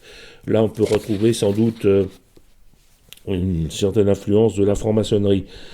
Cette maison Brunet, elle comporte 52 appartements, 7 étages, comme les jours de la semaine, 4 entrées, comme le nombre des saisons, et 2 traboules.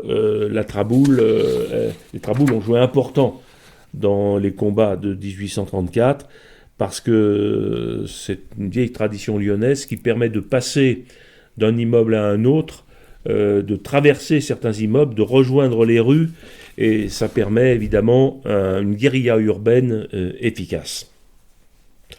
On peut ajouter aussi au passage que ce que je viens de citer, le passage des Lurons de Sabolas d'Henri Béraud, ça rappelle tout à fait ce qui s'est passé à Paris le 13 avril 1834, avec là aussi une insurrection, ce qu'on a appelé le massacre de la rue Transnonain. C'était une émeute républicaine qui s'est terminée par des massacres. Au départ, le prétexte c'était les obsèques du général Lamarque, qui était un député de l'opposition, et les événements qui ont marqué cette insurrection ont donné lieu à une lithographie assez connue d'Honoré Daumier, où on voit un homme en chemise au pied de son lit qui vient d'être fusillé par la troupe. Donc aujourd'hui, qu'est-ce qui reste finalement quelle a été la continuité de ces révoltes des canuts? Eh bien, on peut dire que les soyeux, pour éviter que cela se reproduise, ont tenté de disperser les métiers à tisser dans la campagne pour dissoudre leur capacité à s'unir, et qu'ils avaient eux déjà, et c'était un des enjeux de ces émeutes, de mécaniser en tout cas pour une partie de la production Et donc, ils l'ont fait, et ils se sont passés de plus en plus des petits ateliers indépendants. Mais cette voracité, Pierre, là, que les canuts ont mis en œuvre, est-ce qu'elle a à se défendre, est-ce qu'elle a survécu après ces émeutes? Ben, il y a le surnom, tu viens de dire voracité, il y a un surnom qui a été donné par la bourgeoisie lyonnaise, qui, je le répète, a eu très peur quand même, en 1834 comme en 1831. Et donc le surnom donné aux canuts insurgés, c'est les voraces. Les voraces, ça dit bien ce que ça veut dire, hein, on voit l'ouvrier avec le couteau entre les dents, quasiment. Mais les voraces,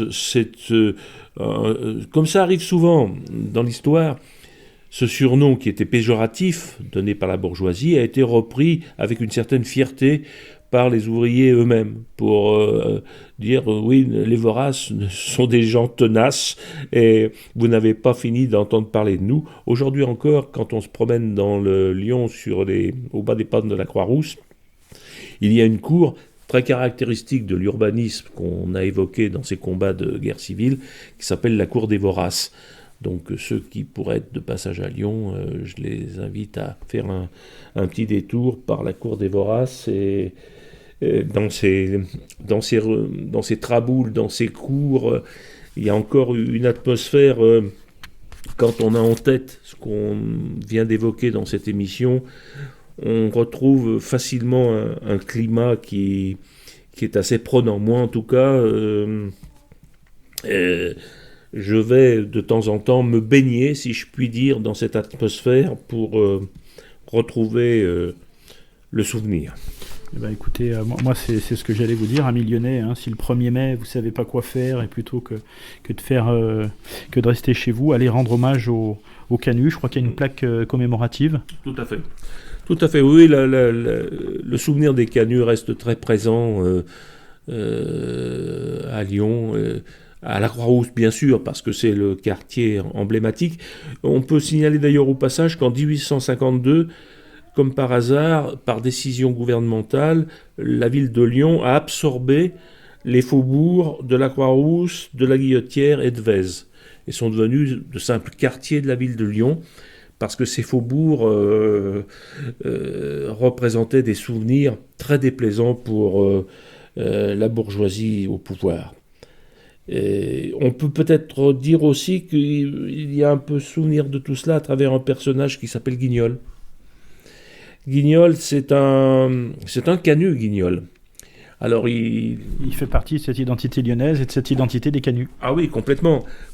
C'est un personnage emblématique. Son créateur s'appelait Laurent Mourguet, qui est né en 1769. Vous voyez, donc ça nous renvoie à un passé relativement lointain. Il est né au sein d'une famille de canuts. Il était lui-même canut, Mourguet. Donc il a créé cette petite marionnette dont il n'imaginait peut-être pas d'ailleurs lui-même quelle popularité elle allait avoir jusqu'à nos jours. Il semble, même si la date est contestée entre certains spécialistes, mais bon, on leur laisse ce genre de débat, normalement Guignol semble être apparu, la figure de Guignol, en 1808. Et ce qui est surtout intéressant, c'est que la silhouette de Guignol est une silhouette de canut. Par exemple, il porte une longue natte enrubannée, que l'on appelle dans le langage lyonnais le salsifis. Et c'est un catogan tressé, en fait. Hein. Et cette façon de se coiffer a une raison bien précise, c'est qu'elle empêchait les canuts qui étaient au travail sur les métiers de prendre le risque d'avoir les cheveux qui se prennent dans les fils du métier à tisser. Donc il fallait, comme beaucoup de gens portaient les cheveux assez longs à l'époque, il fallait donc se coiffer de cette façon-là pour une raison tout à fait pratique. Et donc aujourd'hui, la figurine de Guignol, qui est bien connue de beaucoup d'enfants, elle incarne en quelque sorte, à sa façon, le souvenir des canuts. Avant d'arriver à quelques éléments de synthèse de ce qu'on pourrait retenir, moi j'aimerais rappeler qu'effectivement il reste de ce combat des canuts une mémoire, une identité lyonnaise.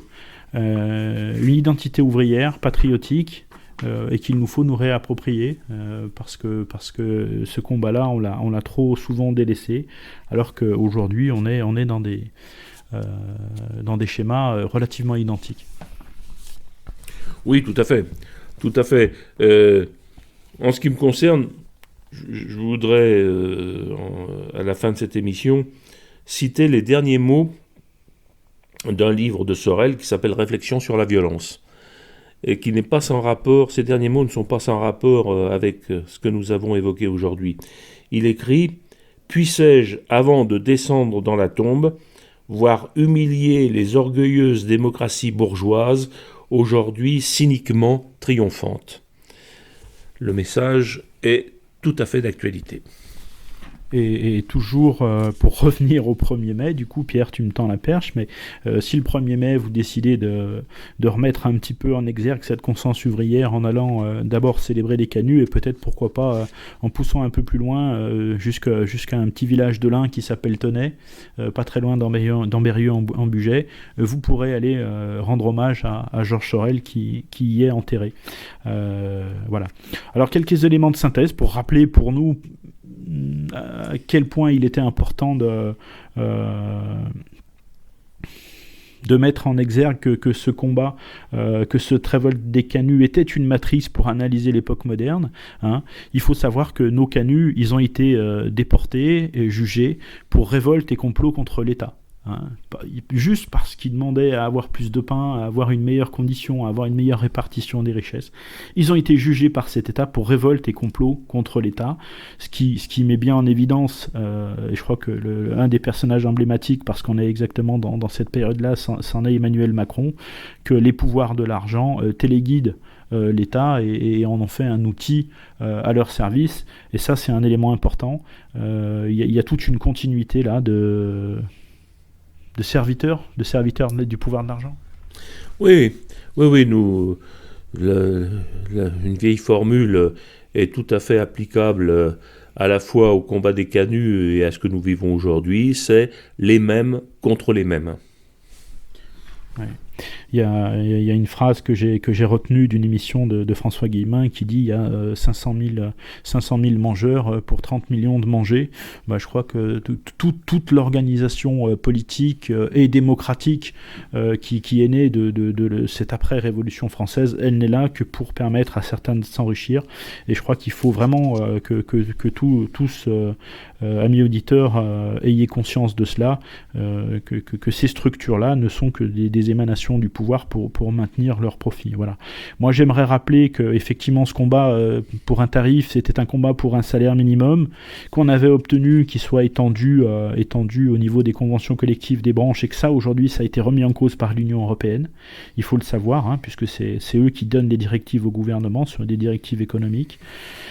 Que comme les canuts, ce qu'ils ont pu obtenir à un moment ou à un autre en termes de hausse de salaire, c'est compensé, c'est grignoté par l'inflation, et que ce contrôle des salaires et l'empêchement de les indexer sur l'inflation, c'est aussi une directive de l'Union européenne, et que ça explique aussi pourquoi nous combattons cette Union européenne-là, parce qu'elle n'est qu'une émanation des pouvoirs de l'argent pour augmenter toujours un peu plus leur profit. Voilà. Et que la liberté de s'exprimer, c'était aussi un des combats des canuts 1830, enfin en tout cas pas juste avant les canuts, mais sans que la presse soit aux ordres des nantis ou interdite. Et ben là on est typiquement dedans. Ils ont regagné du terrain, ils ont repris tout ça, et aujourd'hui ils conditionnent les masses de manière globale. Donc il faut être un peu indulgent avec ceux des nôtres qui sont soumis à ce conditionnant. Voilà. Je vous remercie de votre attention. Pierre, un dernier mot ? Non, je crois que les canuts sont là pour nous dire la lutte continue. Voilà. Qu'on puisse vivre et travailler avec un minimum de dignité pour pour développer un peu tout ça, on mettra quelques références bibliographiques et puis un élément cinématographique, Charles Clément, Canut de Lion, qui est un film assez court, d'1 heure, que je vous invite à regarder, parce qu'il est très dense, mais qu'il raconte très très bien les choses. Merci encore pour votre attention, et à l'abordage, et pas de quartier. No more chant your old rhymes about bold Robin Hood. His feats I do little admire. I'll sing the achievements of General Ludd, now the hero of Nottinghamshire.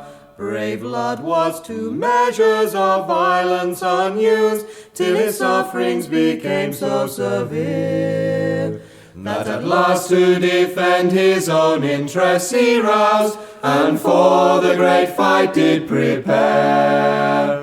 The guilty may fear, but no vengeance he aims at the honest man's life or estate.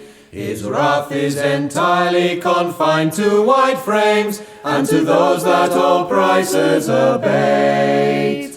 Those engines of mischief were sentenced to die by unanimous vote of the trade. And Ludd, who can all opposition defy, was the grand executioner made. And when in the work he destruction employs, himself to no method confines, by fire and by water he gets them destroyed, for the elements aid his designs. Whether guarded by soldiers along the highway, or closely secured in a room, he shivers them up by night and by day, and nothing can soften their doom. He may censure great Ludd's disrespect for the laws, who ne'er for a moment reflects that foul imposition alone was the cause which produced these unhappy effects. Let the haughty, the humble no longer oppress, then shall Ludd sheathe his conquering sword. His grievances instantly meet with redress, then peace shall be quickly restored.